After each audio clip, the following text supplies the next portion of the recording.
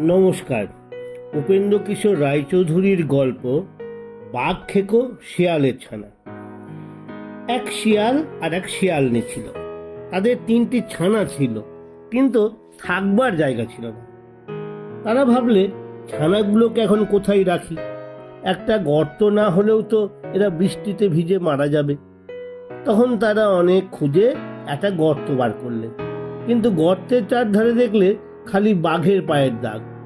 তা দেখে শিয়ালনি বললে, ওগো, এটা যে বাঘের গর্ত, এর ভিতরে কি করে থাকবে? শিয়াল বললে, এত খুঁজেও তো আর গর্ত পাওয়া গেল না, এখানেই থাকতে হবে। শিয়ালনি বললে, বাঘ যদি আসে তখন কি হবে? শিয়াল বললে, তখন তুমি খুব করে ছানাগুলো গায়ে চিমটি কাটবে, তাতে তারা চেঁচাবে, আর আমি জিজ্ঞাসা করব, ওরা কাঁদছে কেন? তখন তুমি বলবে, ওরা বাঘ খেতে চায়। তা শুনে শিয়ালনি বললে, বুঝেছি, আচ্ছা বেশ, বলে সে খুব খুশি হয়ে গর্তের ভিতর ঢুকলো। তখন থেকে তারা সেই গর্তের ভিতরেই থাকে। এমনি করে দিন কতক যায়। শেষে একদিন তারা দেখলো যে ওই বাঘ আসছে। অমনি শিয়ালনি তার ছানাগুলোকে ধরে খুব চিমটি কাটতে লাগলো। তখন ছানাগুলি যে চেঁচালো তা কি বলবো। শিয়াল তখন খুব মোটা আর বিশ্রী গলার সুর করে জিজ্ঞাসা করলে, খোকারা কাঁদছে কেন? শিয়ালনি তেমনি বিশ্রী সুরে বললে, ওরা বাঘ খেতে যায়, তাই কাঁদছে। বাঘ তার গর্তের দিকে আসছিল। এর মধ্যে ওরা বাঘ খেতে চাই শুনে সে থমকে দাঁড়ালো। সে ভাবলে, বাবা, আমার গর্তের ভিতর না জানি ওগুলো কি ঢুকে রয়েছে, নিশ্চয়ই ভয়ানক রাক্ষস হবে, নইলে কি ওদের খোকারা বাঘ খেতে চায়। তখনই শিয়াল বললে, আর বাঘ কোথায় পাবো? যা ছিল সবই তো ধরে এনে ওদের খাইয়েছি। তাতে শিয়ালনি বললে, তা বললে কি হবে? যেমন করে পারো একটা ধরে আনো, নইলে খোকারা থামছে না। বলে সে ছানাগুলোকে আরো বেশি করে চিমটি কাটতে লাগলো। তখন শিয়াল বললে, আচ্ছা রোসো রোসো, ওই যে একটা বাঘ আসছে, আমার ঝপাংটা দাও, এক্ষুনি ওকে ভতাং করছে। ঝপাং বলেও কিছু নেই, ভতাং বলেও কিচ্ছু নেই, সব শিয়ালের ফাঁকি। বাঘের কিন্তু সেই ঝপাং আর ভতাং শুনেই প্রাণ উড়ে গেল। সে ভাবলে, মা গো, এই বেলা পালাই, নইলে না জানি কি দিয়ে কি করবে এসে। বলে সে আর সেখানে একটুও দাঁড়ালো না। শিয়াল চেয়ে দেখলে যে সে লাফে লাফে ঝোপ জঙ্গল ডিঙিয়ে ছুটে পালাচ্ছে। তখন শিয়াল আর শিয়ালনি লম্বা নিঃশ্বাস ছেড়ে বলে, যাক, আপদ কেটে গেছে।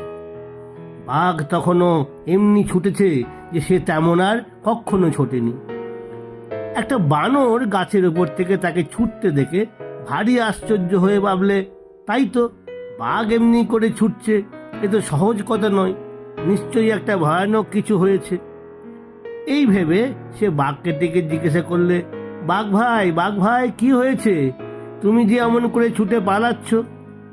বাঘ হাঁপাতে হাঁপাতে বললে, সাথে কি আর পালাচ্ছি, নইলে এক্ষুনি আমাকে ধরে খেত। বানর বললে, তোমাকে ধরে খাই এমন কোনো জন্তু জানোয়ারের কথা তো আমি জানি নে, ও কথা আমার বিশ্বাস হচ্ছে না। বাঘ বললে, সেখানে থাকতে বাবু তবে দেখাতুম, দূর থেকে অমনি করে সকলেই বলতে পারে। বানর বললে, আমি যদি সেখানে থাকতুম তবে তোমাকে বুঝিয়ে দিতুম যে সেখানে কিছু নেই, তুমি বোকা, তাই মিছিমিছি অত ভয় পেয়েছ। এ কথাই বাঘের ভারী রাগ হলো। সে বললে, বটে, আমি বোকা, আর তোমার বুঝি ঢের বুদ্ধি, চলো তো একবার সেখানে যাই। বানর বললে, যাবো বই কি, যদি আমাকে পিঠে করে নিয়ে যাও। বাঘ বললে, তাই সই, আমার পিঠে বসেই চল। এই বলে সে বানরকে পিঠে করে আবার গর্তের দিকে ফিরে চলল। শিয়াল আর শিয়ালনি সবে ছানাদের শান্ত করে একটু বসেছে, আর অমনি দেখে বানরকে পিঠে করে বাঘ আবার আসছে। তখন শিয়ালনি তাড়াতাড়ি ছুটে গিয়ে আবার ছানাগুলোকে চিমটি কাটতে লাগলো। ছানাগুলিও ভূতের মতো চেঁচাতে শুরু করলো। তখন শিয়াল আবার সেই রকম শুরু করে বললে, আরে থামো থামো, অত চেঁচিও না, অশোক করবে। শিয়ালনি বললে, আমি বলছি, যতক্ষণ না একটা বাঘ এনে ওদের খেতে দেবে ততক্ষণ এরা কিছুতেই থামবে না। শিয়াল বললে, আমি যে ওদের মামাকে বাঘ আনতে পাঠিয়েছি, এক্ষুনি সে বাঘ নিয়ে আসবে, তোমরা থামো। তারপরেই একটু চুপ করে সে আবার বললে, ওই ওই ওই তো তোদের বাঁদর মামা একটা বাঘ ধরে এনেছে।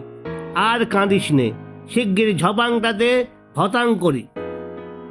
বানরের এতক্ষণ খুব সাহস ছিল, কিন্তু ঝপাং আর ভতাঙের কথা শুনে আর সে বসে থাকতে পারল না। সে এক লাফে একটা গাছে উঠে দেখতে দেখতে কোথায় পালিয়ে গেল। আর বাঘের কথা কি আর বলবো, সে যে সেইখান থেকে ছুট দিল, দুদিনের মধ্যে আর দাঁড়ালোই না। তারপর থেকে আর শিয়ালদের কোনো কষ্ট হয়নি। তারা মনের সুখে সেই গর্তে থেকে দিন কাটাতে লাগলো। নমস্কার।